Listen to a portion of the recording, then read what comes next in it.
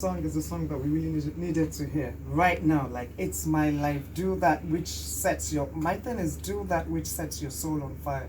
But you added without hurting anyone in the process. So I like that you added that too, because sometimes we get so caught up in the things that we want to do, we forget that our lives affect other people's lives as well. So I've got two questions here for you. This one says, do you see a future where marriages will become unnecessary as women and men come into their own?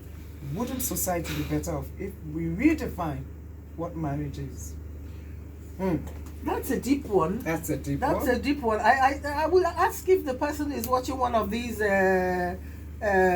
movies that talk about, well, it may come to that point, but it will be redefined.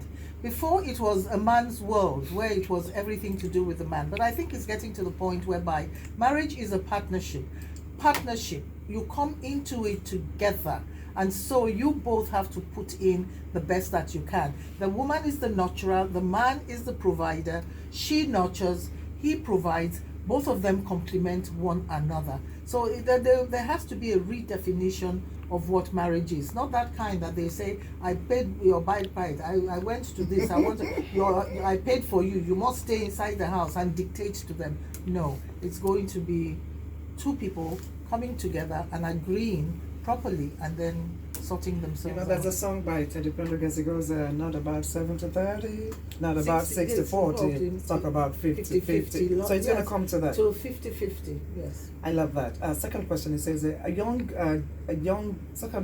general woman says and defends that marriages are successful because women control their men or husbands. How do you respond to that kind of mindset? No, that mindset is a warped mindset. No. No one should be controlling anyone. No man or woman should not control anyone. If a woman controls a man, she's walking outside of her being as a woman.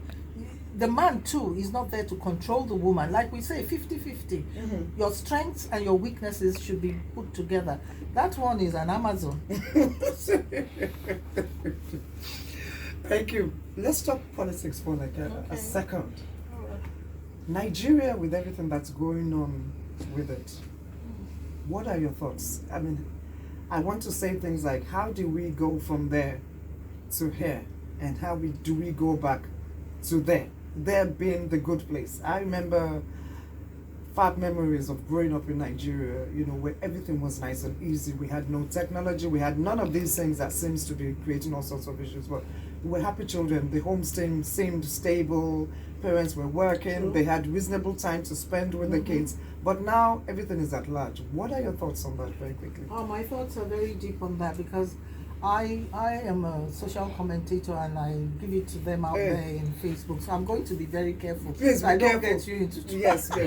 Well, my thought is this, that we derailed a while back. We derailed when, for me, I always say when the oil money came in and we were not really ready for. So it's like giving a young child so much money to do whatever he wants. He will not know what values, what the principles are, what integrity is all about. So we just found that people were enjoying themselves. They were not really building the nation. And it's gone so far back that people have become docile. We complain a lot, but we've become docile. But it is until people begin to take responsibility and begin to speak out that we can try and get back a little bit to where the nation and the citizens are, important. Right now, the citizens are not important. The nation is not important.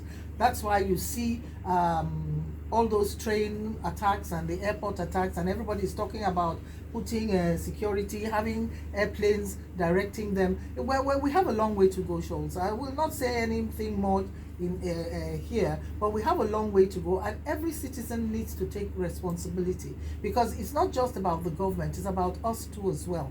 Because when you see the way people behave out there and you are saying that, how do they want a change? It is when we all come together and begin to talk about what is right and begin to take accountability of what we are supposed to do, and begin to say, no, this is not possible, and begin to not want to eat at the table. You see, the trouble is a lot of us, our fingers are all in that table, that to say anything, They don't want to say it. But when people begin to stand on their own and believe in themselves and ready to know that for change to come, you need to kind of, sacrifice some certain things, that is when there's change. I don't see anything much happening until we begin to say, no, it is enough.